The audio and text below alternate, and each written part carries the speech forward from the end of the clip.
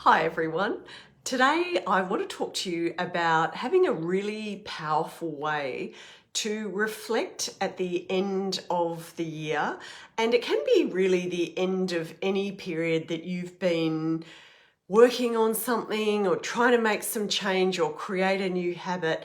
You can really turn the ending of that into a powerful opportunity for renewal, because often when we've been trying to make change, and this could be to get more visible as an author or a change maker, or in your personal life, having difficult conversations, whatever it might be, and as a business owner also getting visible can feel very out of your comfort zone, or any other change that you're trying to make. It's really important to think about, how can I go from feeling drained by the change I'm trying to make and that it's not really getting me to where I want to be? How can I change that? How can I stop it feeling so draining and like it's pointless? Because sometimes, let's say I often talk about going to the gym as one of the things that people are trying to change.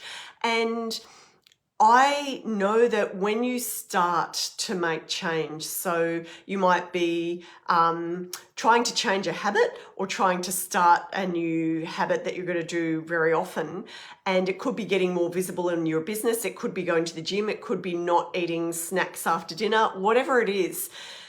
There appears to be no change in the beginning and it just feels like hard work. So I want you to have powerful tools to do a proper invigorating reflection. And so as we're coming towards the end of the year and you might be feeling like you've already completely hit the wall, you need to block out a little bit of time. You can do it. Everybody's got the same amount of time, but you need to maybe say no to a couple of things to block out a little bit of time to quieten yourself and your mind and really think about these questions. And I've got 3 questions for you that I'll take you through in a moment, but I just want to tell you the update on the PR Presence program, because we're in week 4. Oh my goodness, I think it's week 4, and we're almost at the end of our program. And the members of the program have been telling me about what their experience is like, because we were doing the ultimate pitching guide, the ultimate PR pitching guide this week. And it's a big step. It's always a bold move for people when they're actually getting ready to put themselves out there. So some of the feedback that I had was, being in a group program is not what one of the participants had expected.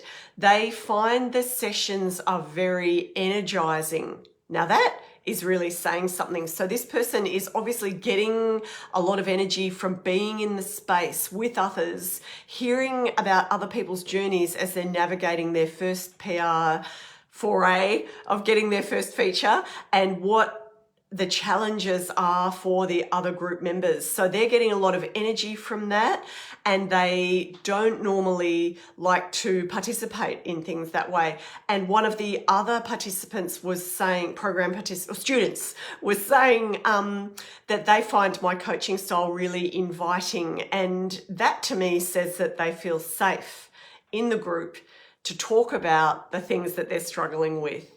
And this is very important, because if you're struggling with it and I know the answer to fix the thing, and you don't feel safe with me, you don't feel like you can talk about it because of what it will bring up for you, then you're absolutely not going to make any progress. And I'm so pleased to receive this feedback, because I don't know what it's like being coached by me. I've never been coached by me. So when people are volunteering, this feedback as students, it really helps me know what's working and what's not.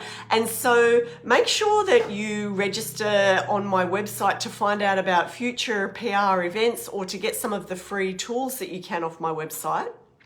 and get your brand more visible in the year ahead. Definitely. There's more news coming on all of those things around confidence and planning and visibility and all of the good stuff that will help you to have a bigger impact in the world. Now, my original intention was to give you the powerful tools that you can use to really review what's going on for you and why you might feel like you are facing a challenge that hasn't got you to where you intended it to go. So as I was saying, when you start changing something, you don't see any results. So I want you to really make time and reflect on 2024 in this way. Think about writing down some of the moments that really brought you pure happiness, contentment, knowing that you'd broken through something, or it was a simple thing that just brought you that happiness and joy. So really think about what were some of those moments, and you should be able to remember what they were. Now, sometimes what might spring to mind is something very simple, like you go to a place to get coffee and you found a place where they remember your name and they remember what you like, and it's just a great place to go. That initial moment for you when you knew you'd found a great place to go each day might be one of the happy moments you remember, or it could be something that you feel has a bigger impact in your life and was a more significant, different moment. Make sure you document this and write it down. This is really, really important. When we use our hand to write information, the way that our brain interacts with that process is very different to if you just think about it or if you talk about it or that type of thing. Writing it down is critical, and also it enables you to go back and reflect on it, because you need to take what those joyful or peaceful or satisfying moments were from the year and really bring them back into your energy, really bring them back into your awareness. Because right now you might be feeling like, whew, it's the end of the year, I've completely had it. Yep, it can be like that, because you're not seeing the change and the progress that you want in a particular area. But remember, you have taken steps. You've started the big wheels turning of whatever the change is that you're trying to make. And the second powerful way to review your year that I've got for you is think about a challenge that you faced this year. Something very challenging. Now, I know what happens for me when I'm facing a challenge is I will really notice it in my body. I will notice that feeling of that density of something that's very challenging, or a feeling of tension in my chest. And so when we're feeling weighed down by something, often we can just change our environment, go out for a walk, do something different, get some exercise, something that will help us shift out of that density. That's not too complicated, but the tension around the chest can indicate that there's more stress and tension that you're experiencing in whatever the challenge might have been. And you might be questioning yourself. You might be questioning your ability to cope with this challenge. And when this gets very serious, we can feel like running away from a challenge, or we can even feel like we're freezing up and we cannot make a decision about how to approach a challenge. All of these responses to challenges are very normal. And I want you to really reflect on the challenges you've overcome this year, or maybe you feel like you didn't beat the challenge and overcome it in that way, but you navigated it. Really think about, what did this teach me? What did I learn from this? Sometimes we might be learning to do it differently next time, to have different boundaries. Maybe we will learn to say less. Maybe we'll learn to say more of what we really feel, to change our experience with something that was challenging. And is there something from this challenging experience that, through learning something new, that you now feel grateful for? Because I know I, for one, am always grateful for when I've had much less than positive experiences that have taught me things, because I am here to learn, absolutely. And I want you to really take that mindset. I invite you to take that mindset that it's okay to stuff something up, to navigate a challenge less than perfectly, and to learn something about ourselves or about that situation or those people or whatever it was that we need to be aware of in future in order to manage that out of our experience. What would you say to that one? So that's the second one around what challenge did you face? What did it teach you? Was there something you learnt? And is there something through the process that you now have a little bit of time and space and distance from it, and you can feel grateful for that having either been over or part of your experience? And the third one for you, for your powerful review, is who are 3 people who impacted your life in a positive way this year?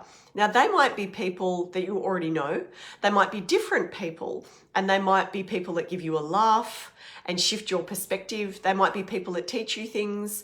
They might be people that just disrupt your previous patterns and habits and motivate you in a different way, or something else. They might be someone that makes you feel seen and really safe with them, and you can talk to them about whatever you want to talk about, and they're good at listening. And these people are gold. They are the keepers, definitely the ones to keep. So I hope this has been interesting for you to think about 3 different questions to reflect on that will help you to have a powerful perspective on looking back on 2024, because you're probably feeling quite drained, and I want you to be able to shift that into what were the gifts of 2024, how can I see things through a positive lens of gratitude, and then that will obviously inspire you for what might be ahead in 2025 and getting some clarity there. So let me know in the comments if you are interested in finding out more about planning for a great 2025 and anything more around reflections and what you can really extract from the year that's just passed. So do let me know in the comments, and thanks again for being here today. Bye.